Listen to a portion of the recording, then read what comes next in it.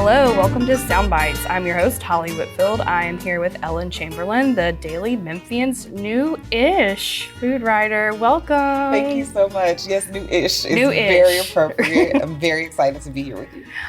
We've been waiting on the perfect moment for this to happen, and it's happening this week, so I'm really excited. Before we dive in and learn all about you, get all your favorites, your top list, your least favorites, your hates. And I'm just kidding. Well, I don't know. Maybe I'm not. But before we get into that, please know if you're listening, Sound Bites is a Daily Memphian's weekly food podcast. It's a part of our free podcast series. You can hear the newest episodes every week on WYXR Radio, where you can hear this show with me, Holly, on Thursdays at 11. You can also search Sound Bites Daily Memphian and subscribe on Apple Podcasts or Spotify, or wherever you like to get your podcasts. You can even stream episodes at dailymemphian.com. If you are listening now on WYXR, up next, please keep listening. You'll hear the Sidebar podcast with our Daily Memphian CEO, Eric Barnes.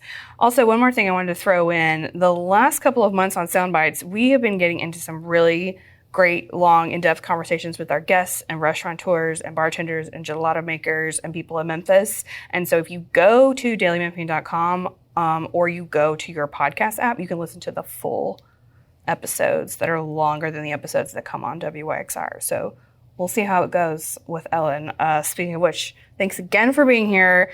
Of course. Give us your elevator pitch, because there's a really timely thing I want to talk about, but I want people to get your intro first. For sure. But before we talk about me, I got to talk about you, because that Zio Motto conversation was so good. So yeah, people should totally check that out. I learned so much. That was one of the first desserts I had in town. Mm-hmm. So it was cool to be able to hear from him and about his process and all that. So thank you for that. Mateo was great. So yeah, I'm Ellen Chamberlain. Mm-hmm. That's my broadcast voice. I have a broadcast degree that I don't use. I'm originally from Michigan. Mm-hmm. I've lived all over. I've been a little bit of a digital nomad before that was a cool thing to say. I think I grew up being called a hippie, a flower child, and just relatively unstable. But it's worked out for me. Mm-hmm. I attended Florida A&M University in Tallahassee, Florida, where I did study Spanish language and broadcast journalism. I eventually got my bachelor's at Wayne State University in Detroit, Michigan, which is not too far away from my hometown, Southfield. I worked in radio for many, many years. That's why I got the broadcast degree. I was like, I've been doing this.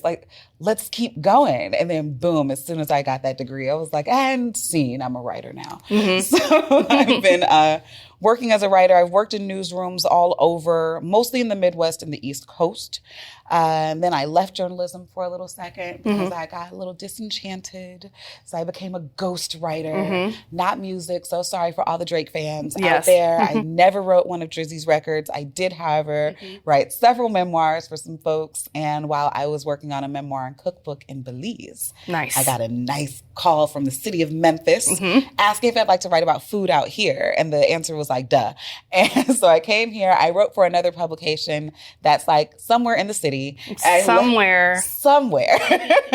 And I recently left them and came to what I hope to be my forever home here at the Daily Memphian. Put down some roots, flower child. Totally putting down roots. Yes, house hunting and the whole bit. So that's my life in a nutshell. That was a beautiful nutshell.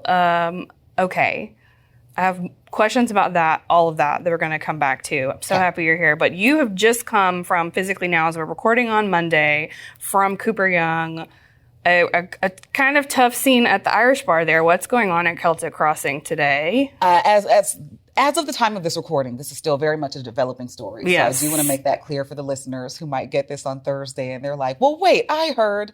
What you heard by Thursday is probably a bit more accurate than what I've got so far. But if you go to dailymemphian.com, you'll see a story about an unfortunate car accident that happened this morning, Monday morning. A driver somehow lost control of his vehicle. I've not heard confirmation from Memphis police about why exactly they lost control, but they didn't make any effort to brake. You see it on the video, and they just slammed. They had something going on, directly into the front porch.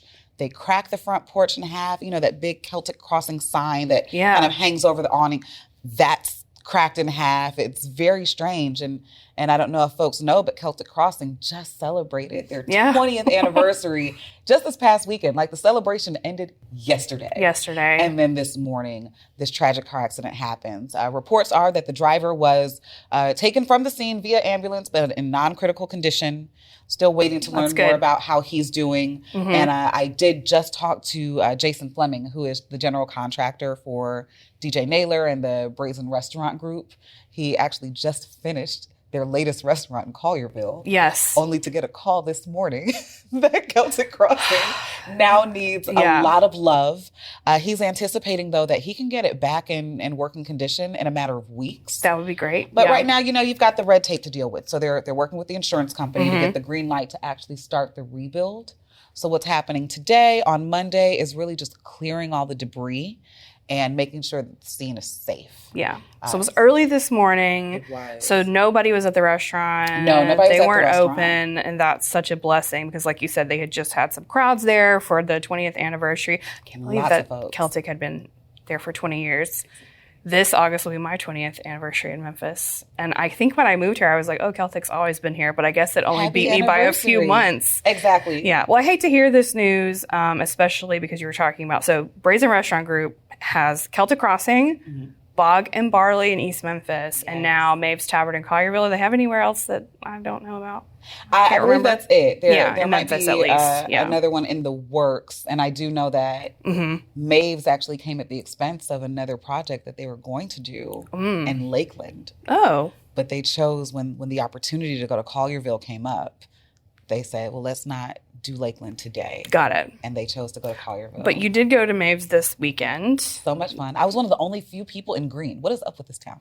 Because it's okay. Well, if people don't know, it is in the former Highlander publication, which was like Scottish, that was a Scottish pub, and this is Irish, of course. Right. Different shades of green, as far as I know. Like, we should still be wearing green. Yeah. I don't know what happened, but I got complimented on my green by the folks who got it, so I appreciated that. It's a really cool space. Like, if you're familiar with, like, Brazen style, like that Celtic Crossing style, that Bog and Barley style, like, this ain't that. It's not that? No. It's not like the wood and the... No, because don't you expect, you want dark wood paneling, you want, like, oh, I love those, like, very rich... tufted leather seats at Bog. Warm and everything, but a lot more laid back. Like in DJ Naylor's words, he said that it's softer and it's lighter. Okay. And it is. You don't have the wood paneling. You do have considerably lighter walls. There's like a big stone fireplace on one wall. Great patio. Nice. And a rooftop. Because this is in the Collierville Square, so they're going to need it. Yeah. So charming, you know. Had you ever been to the Highlander when it was? It's been many years since I had been in there, so. No, full disclosure, I'd only been once. Yeah. Because, you know, I just moved here in last September. Okay. So I went out there once. I was trying to discover this Collierville Square. Like, what is this other main street? Like, I don't get it. Boy, it's so great out there. It's pretty cute. It's a good one. Adorable. And the people are really kind. And that was something that Brian Bazar told me. He is the general manager for Maeve's Tavern in the Square. And he said that even though they haven't opened to the general public just yet, that date is coming soon. Coming soon. I was looking for it. I was like, when is this opening? Yeah, I've been hounding them. They're so kind to me. So they deal with me and my pestering, but they said that they will be releasing a press release, and that's how they want to make sure that everybody knows all at once when the actual grand opening will be. But the general manager, Brian, said ahead of the grand opening that he's very, very happy with like how welcoming the local business community has been already. Yes. Because, you know, there's some really cool restaurants over there, some nice boutiques. So he said, like, they've all been cool. Like home. Yes. Yeah. That's good. That's good. Because you never know. I don't know. Are people, like, maybe people have beef when they have new restaurants. Right. Or, you know, like, maybe I have an issue with you because I love the Highlander. And who are you new people who, you know, displaced my old folks, but... DJ it's usually more complicated than that. And he said everything just aligned. He said it was like such a kind handshake moment between the two businesses. They took it over. And then even some of the bartenders and servers stayed on. So if you've already been hanging out there, you'll see familiar faces. I love to hear that. That's great. Did you eat anything Do you have any recommendations? What's the menu like and how does it compare to the other two places? Because I really love Bog and Barley. Like, I didn't expect to love it, but I loved it. And now, like, working in East Memphis, spending more time in East Memphis, I'm like, okay, this is some good stuff. Like steak tartare. Of course, the fish and chips are good. Here. Yeah. It's really close. So I love Bog and Barley. Celtic is an old standby. How does this menu compare to those, or is it doing something like totally different? I know you probably didn't get to try everything yet, but maybe you had something. Yeah. I was the only professional to walk through that restaurant balancing 2 plates and a cocktail. I did my due diligence so that I could tell the people what I found. Yes. So, yeah, you're right. There are going to be some old standbys that you will totally see at Bog and probably at Celtic. Like, you got to do beer battered fish and chips. Yes. Like, you can't not do it, right? There's going to be a burger. It's against the law. Hello, somebody. Like, so there's going to be a tavern burger. They've got, like, their Scottish salmon. I see that, like, DJ brings that, and really more specifically, Rennie Alphonse. Yes, the chef there, yeah. Exactly, who's been promoted because, you know, as the restaurant group grows, you know, so do their needs. So now Rennie is actually director of operations, which I love for him. Good for him. So fitting. So yeah, like he developed this menu at Maeve's, and Chef Juan Pena is the executive chef in-house. So I like that, you know, they kept some of those things, but then what's different about Maeve's is they have this weird, cool, that's something I've never seen before, like Irish fusion thing happening. Okay. Where they are fusing like some traditional Irish flavors with more vegan and vegetarian options. That is not what I thought you were going to say. Talk about it, right? Like, who thinks to do something like that? But Rennie Alphonse, that's who thinks to do something like that. So the thing that blew me away the most was the green pea hummus. Okay. That sounds delicious, though. I love a fresh green pea. Me too, and I love a hummus. So to put the two together, it's so bright. It's such a bright flavor. I hope it's not seasonal. I hope that it's going to be there forever. And it's not just like a spring, summer thing.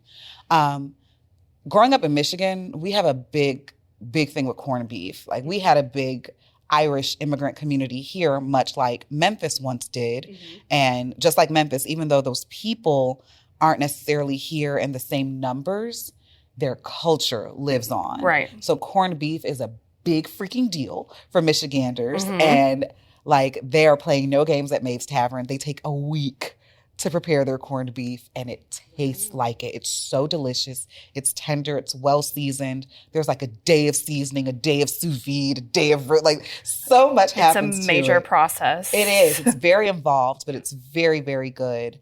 And the lamb. I loved the lamb, too. I always get a lamb on a menu because when am I going to cook lamb at home? I'm not. Or not to do it justice. Yeah. So yeah. How was their preparation? Like it was lollipops or? They were skewers. Very simple. Yum. Very good. Oh my gosh. And they had bagpipe players there. Yes. That's great. So it's like, it was the best night ever. Like I'm so sad that after such a high, you know, that soft opening, the Celtic 20th anniversary, and then today happened. The crash, yeah. But I think it's really cool to watch these folks just as a business entity, you know, like the same general contractor who just did Maeve's is the same person. Well, the fact that they're already talking to them and it's only been a few hours. It's been a few hours. Yeah. Yeah. Yeah. So I like watching them grow. I like watching their ecosystem kind of lend itself to Memphis's larger ecosystem. Like even the executive chef, Chef Juan, he was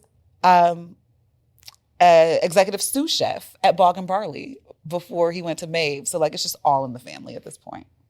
They also have really great service at Bog and Barley in a way that stands out to me in a time when like service is like hit or miss. Okay. We're going to have a couple of great conversations here. I know I can already feel it. I want to go right into that, though, talking about the service, because you wrote a story recently for Daily Memphian about something a little bit touchy, and it's in your Table Talk column, which comes out every week. It's for subscribers only, unlike this podcast, which is free to listen to. But if you go read Ellen's Table Talk, she wrote about something that we have all experienced, but I really appreciated the way that you approached it. You were real and you didn't hold back. on how disappointed you were in an experience you had at a local restaurant that you didn't name, because that's not the point. Your point was how you didn't cut them slack in my opinion, where they didn't need it, because you go and you pay for your food, and food is expensive. It's expensive. Yeah. But you had also a very nuanced and understanding approach to this negative experience. Like, give us a little explanation, teaser of the column. Spoiler alert, I'm leading this into a larger question about like food reviewing versus critiquing versus influencing, like all that nasty stuff, which is also interesting. But I love where you're going. And thank you for reading that story. I was nervous about writing it, and that's why I chose not to name the restaurant. Yeah, I don't know that it would have added anything to have a specific place to focus on. But and then there's this thing that happens with society now where we love to latch onto the negative and not the redeeming quality. Yeah. And I didn't want it to turn into, oh, you all messed up this lady's order. Yeah. Because that's not what mattered most. What mattered most is that we talked about it. Yeah, like they jacked my order up. Yeah. So you went to a downtown restaurant, you ordered some food. I ordered a steak. Yeah. And if I could take a moment to be a little real, I'll see if this gets cut. There's a thing that happens in the service industry, and I get it. I'm a failed server, so I'm very honest. That's probably why I have the perspectives that I have. I tried to do the job that people at places like Bog and Barley and Maeve's Tavern do so very well. I suck. So because I'm so bad, I can really understand and appreciate the people who are good at it. And because of that, I can also see sometimes when people take shortcuts. So you see a Black lady, you walk into a restaurant, there's just certain things that are going to happen to me. There's certain ways I'm going to be ignored. There's certain assumptions that'll be made. Black lady order steak, give it to her well done. Why the hell would you do that? That's gross. That's very nasty. I don't want a well done steak, but I do understand. Again, failed server. I can't tell you how many well done steaks I rang in for people who look like me. I understand it. Spoiler alert, that's rooted in slavery, people. But we could talk about that on some other occasion. But I like a steak that is prepared properly because I trust that the meat is sourced well. Black folks were always getting poor cuts of meat. That's why we had to cook them to death, because we didn't want to die from the food. You get a good solid piece of beef like I know I was getting at this downtown restaurant. It could bleed a little. It'll be okay. We'll all be fine. But I get it. He was working quickly. He saw me and he was like, I'm not going to ask her. I already know she wants a well done with some ranch dressing.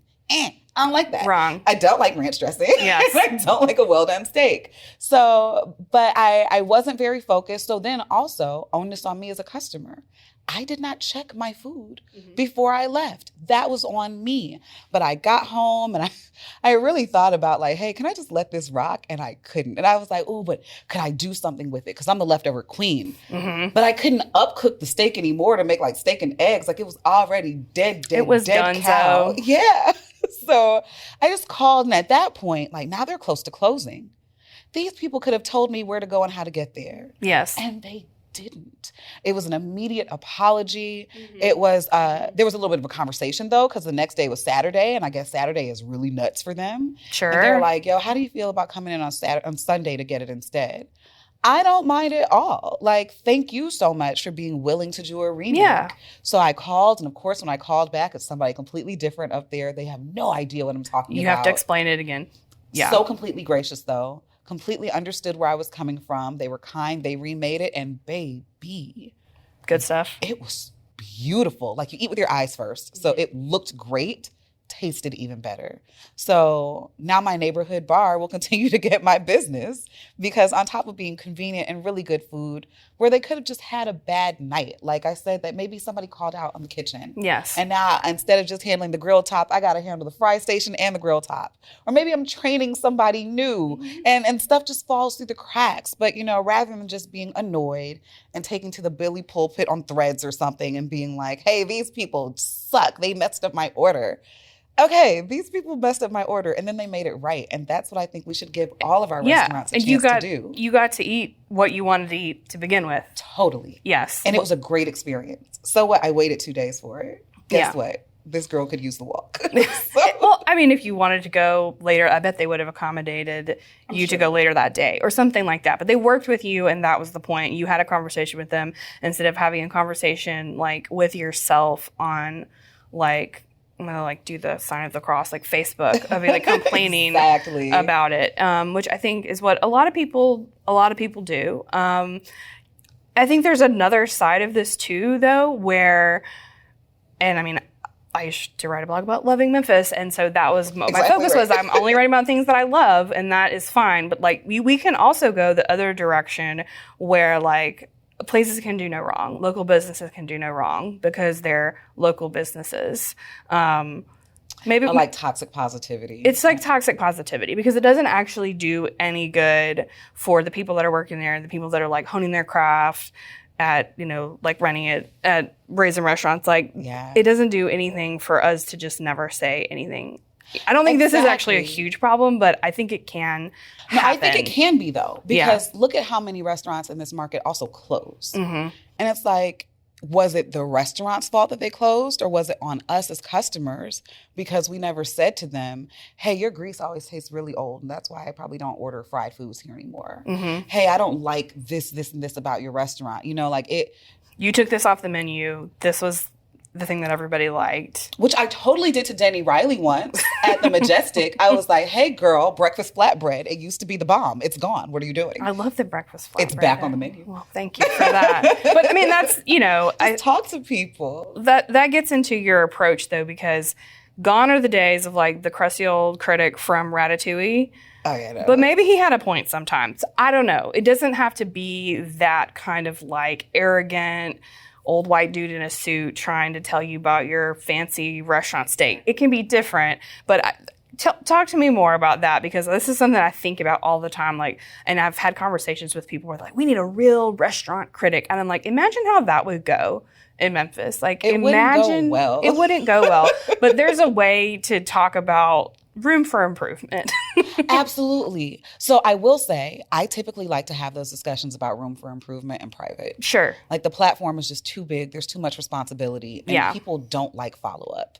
People love to pay attention to the negativity, and then they forget to circle back and see all the cool things that happened. So I will tell a restaurateur or a general manager about a less than positive experience, and then I'll come back. Right. And then when I come back, if there's an opportunity to write about it, that's when I'll bring it up to the reader. I'll say, hey, so I went to such and such. It was an amazing experience. And I'm very glad it was, because the first time I went, it was trash. Yes. But it's a really good way to approach it. Yeah, but I'm just not going to just lead with all that. So if you're reading the Daily Memphian and you're saying, you know, Ellen never talks about these people, first of all, please reach out. I'm totally accessible. Like that email address, the link is real. I actually talk to people. Yes. And if I'm not talking about a place, I either just haven't had a chance to get there yet, or I don't like them. I'm not going to publicly shame them for it. You know, I try not to critique, because to be a critic is to be the authority. And am I that? We are all so very different. And as much as I love living here and I want this to be my forever home,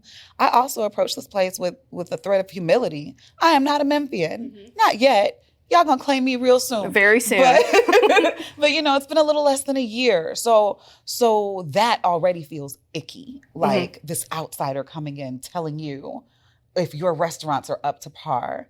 Additionally, I feel like true restaurant critiquing, like it's all got to be on the same level. So if you're going to have a restaurant critic, that person needs to only talk about fine dining. They need to only talk about Michelin star restaurants or something like that. Because it's unfair. And the anonymous writer is, I don't know if that even exists anymore. No, freak that. Anonymity is whack. Yeah. Because then who are you? Like, who are you? But I don't identify myself to people when I go out to eat. No, it's one thing to be like, hello, trumpets, I'm Ellen, I am here. And another thing for it to be... pretentious is that? To be like, oh, it's a secret. No one can ever see my face because I'm sneaking around. But I try to say hello when the meal is over. Just so folks know who I am and give me a heads up. I'm probably going to write about this experience. Everything was fine. Because, you know, then you ask to speak to a manager and people immediately think that it's negative. So I do try to always introduce myself at the end of a meal. And the only reason I don't do it ahead of time is because I had one bad experience at a Harbortown restaurant. I made the server so nervous. Oh, no. Because she knew who I was. And she was expecting a critic. And I'm just there to review and recap. this is what my experience was like. This is what things look like, smell like, taste like, the atmosphere. This is how it felt, you know. I will share those things with you. And then there are some things that are just like objectively factual, you know, like either the rice was cooked well or it wasn't, Right. you know, like, so I'll give you things like that, but I shy away from critique. And I also don't believe that ours is the proper market for an actual food critic. In that way. Like they'd be going to the same 20 restaurants year round.